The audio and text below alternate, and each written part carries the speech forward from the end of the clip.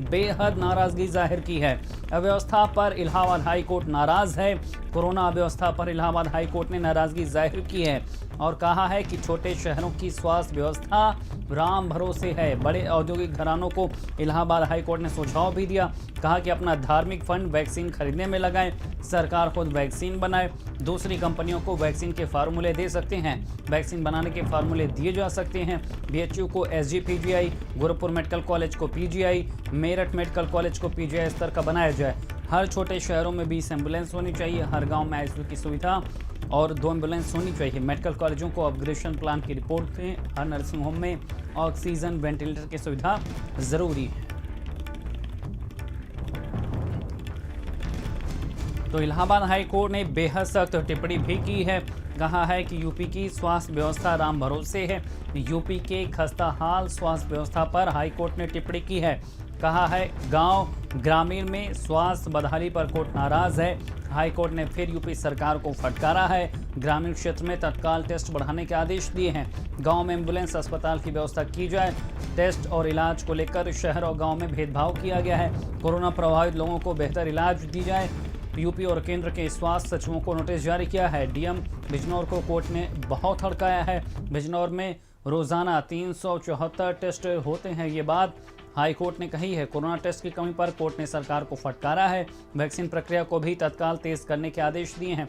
मेरठ में पेशेंट गुम होने के मामले में भी नाराजगी जाहिर की गई है। हाई कोर्ट ने लापरवाही पर पूरा ब्यौरा मांगा है।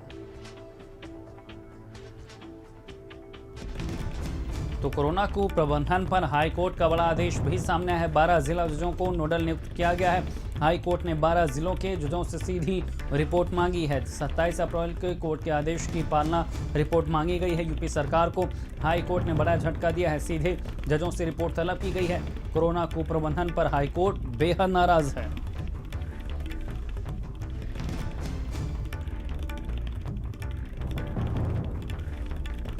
और इसी खबर पर ज्यादा जानकारी के साथ हमारे साथ लखनऊ से संवाददाता सीमा, मेरठ से नरेंद्र और प्रयागराज से धीरेन्द्र हमारे साथ जुड़ चुके हैं। धीरेन्द्र, सबसे पहले आपके पास आएंगे। हाई कोर्ट लगातार सख्त है। पिछली सुनवाई में भी जिस तरह से रिपोर्ट तलब की गई थी, अब यहां पर नोडल जज भी तैनात किए गए हैं जो रिपोर्ट लेंगे। साथ ही ये भी ग्रामीण इलाकों में जो व्यवस्था है उसको लेकर सवाल खड़े किए हाई कोर्ट ने। देखिए, इलाहाबाद हाई कोर्ट कोरोना संक्रमण को लेकर जनहित याचिका की सुनवाई करते हुए साफ साफ कह दिया है कि जो इंतजाम सरकार की ओर से वो नाकाफी हैं। जो ग्रामीण इलाकों में जो लोग रह रहे हैं वो केवल राम भरोसे रह रहे हैं। ग्रामीण इलाकों में टेस्टिंग बढ़ाने की बात हाई कोर्ट ने कही है। साथ ही साथ जो सीएचसी है उसको EL2 हॉस्पिटल की तरह सुविधा मुहैया कराई जाने की बात कही है और ग्रामीण इलाकों में 2 ICU एम्बुलेंस की व्यवस्था करने की बात 1 महीने के अंदर कही है। साथ ही साथ सभी को वैक्सीनेशन हो, 3 महीने का समय दिया है। 3 महीने के अंदर सभी का वैक्सीनेशन किया जाए। साथ ही साथ जो मेडिकल कॉलेज हैं, लखनऊ में जो SCPGI है उसी तर्ज पर जो इलाहाबाद मेडिकल कॉलेज है, गोरखपुर मेडिकल कॉलेज है, मेरठ है, आगरा है और कानपुर जो मेडिकल कॉलेज है उसको अपग्रेड किया जाए। इसमें 4 महीने का हाई कोर्ट ने समय दिया है। साथ ही साथ जो अभी तक के जो रिपोर्ट प्रदेश सरकार, केंद्र सरकार ने हाई कोर्ट के सामने प्रस्तुत किया है, हाई कोर्ट उस पर नाराजगी जाहिर करते हुए उसके इंतजाम से काफी नाखुश था और जो इंतजाम है वो नाकाफी है। हाई कोर्ट ने टेस्टिंग बढ़ाने की बात कही है और जो ग्रामीण इलाके हैं, साथ ही साथ जो छोटे कस्बे हैं उनमें भी स्वास्थ्य सुविधाएं मुहैया कराई जाने की बात कही है। CSC में जो टेस्टिंग है, पैथोलॉजी है, सभी प्रकार की पैथोलॉजी की सुविधा भी मुहैया कराई जाने की बात कही है। जी बिल्कुल धीरेन्द्र, तमाम निर्देश भी यहाँ पर दिए हैं। मेरठ से नरेंद्र हमारे साथ बने हुए हैं। नरेंद्र, 2 बातों को लेकर जिक्र किया है हाई कोर्ट ने, जब कल सुनवाई करते हुए सरकार को फटकारा है, आदेश दिए हैं। हाई कोर्ट ने कहा कि मेरठ मेडिकल कॉलेज को PGI की तर्ज पर अपग्रेड किया जाए। मेडिकल कॉलेज की कहानी हम देख चुके हैं, जहां पर ना ऑक्सीजन था ना बेड था। ये बात हाई कोर्ट ने भी महसूस की है। और दूसरी बात, जिस तरह से मेडिकल कॉलेज में ही मरीज गायब हो गया था, प्रबंधन को पता तक नहीं था, उसको लेकर भी खासी नाराजगी जाहिर की है।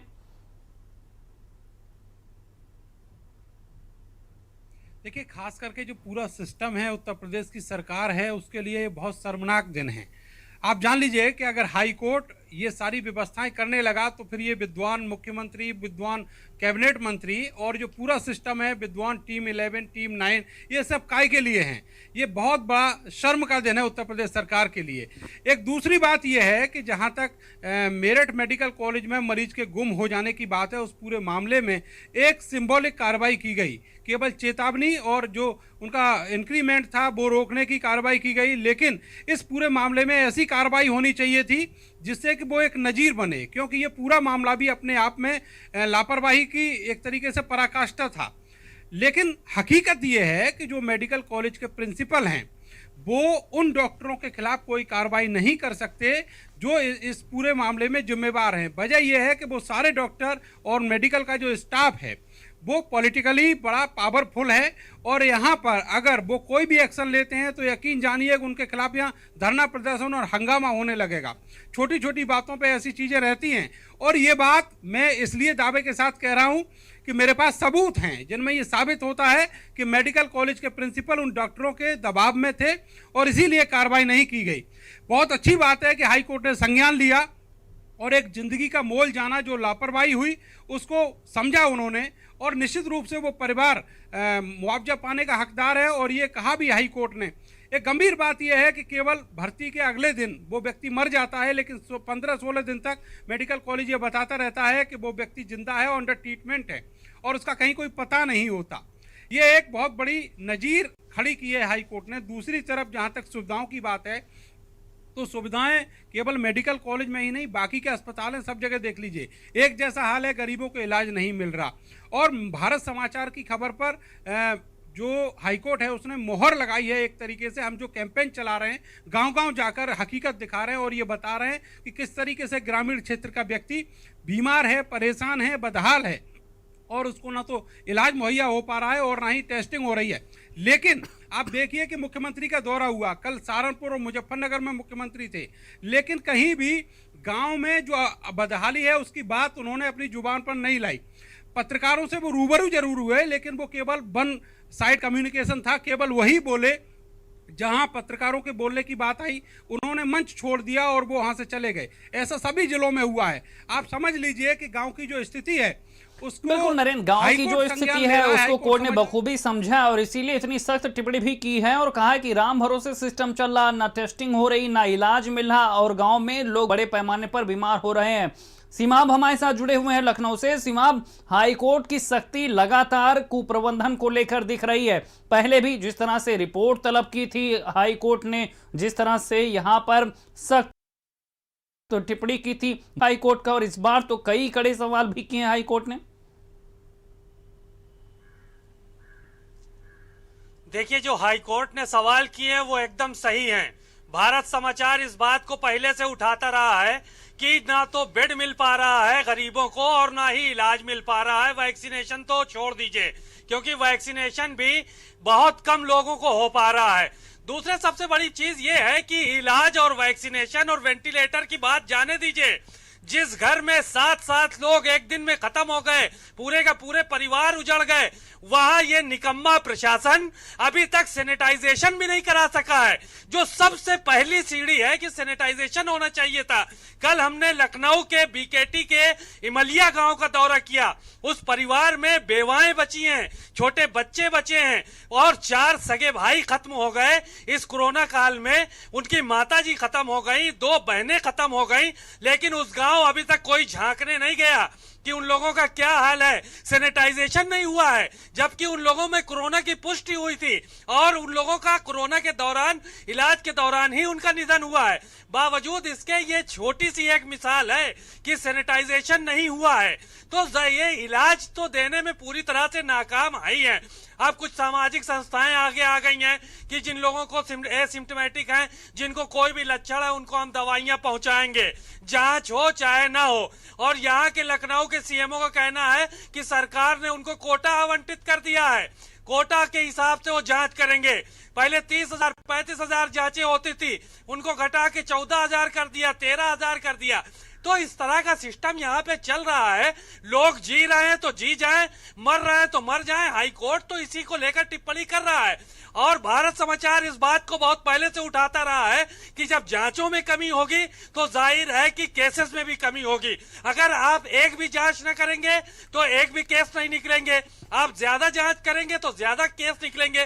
ग्रामीण अंचलों का हाल किसी से छुपा नहीं है। भारत समाचार लगातार रिपोर्टिंग कर रही है।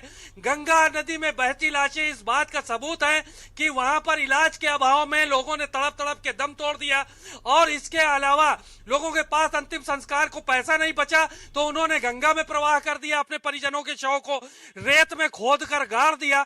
तो जाहिर है इस तरह की जब बातें समाज में सामने आई, हाई कोर्ट के संज्ञान में आई, तो हाई कोर्ट सख्त हुआ है और इसको लेकर जो उसने टिप्पणी की है वो जाहिर है कि बेहद शर्मनाक है उत्तर प्रदेश सरकार के लिए, स्वास्थ्य महकमे के लिए, क्योंकि सिर्फ कुर्सियों पर बैठ के बड़ी बड़ी बातें करना, बड़े बड़े आंकड़े पेश करना तो कोई भी कर सकता है, लेकिन जमीनी हकीकत इसके बिल्कुल उलट है। गांव में टीमें लगानी चाहिए, सर्वेक्षण होना चाहिए। बिल्कुल सीमांत, जिस तरह से लगातार निर्देश दिया और खास बात यह भी है कि जरूरी सुझाव भी दिए हैं, जिस तरह से उद्योगों को उन्होंने सुझाव दिया है वो भी काफी अहम है और साथ ही वो व्यवस्था कायम करने की भी कोशिश की है हाई कोर्ट ने, जिससे महामारी के काल में हाहाकार न मचे, लोगों को वो सिस्टम, वो इलाज मिले जो इस वक्त जरूरी है।